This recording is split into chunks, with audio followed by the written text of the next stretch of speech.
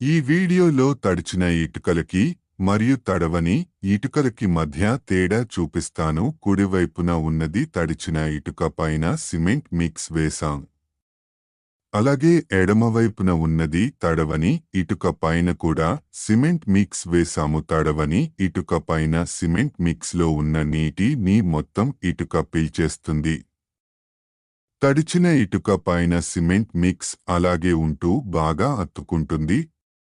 అందుకే గోడ కట్టే ముందు ఇటుకలను నీటితో తడపాలి. చూడండి, తడవని ఇటుక పైన కేక్ లాగా ఎలా బయటికి వస్తుందో. అదే తడిచిన ఇటుక పైన చూడండి ఎంత బాగా పట్టుకుందో.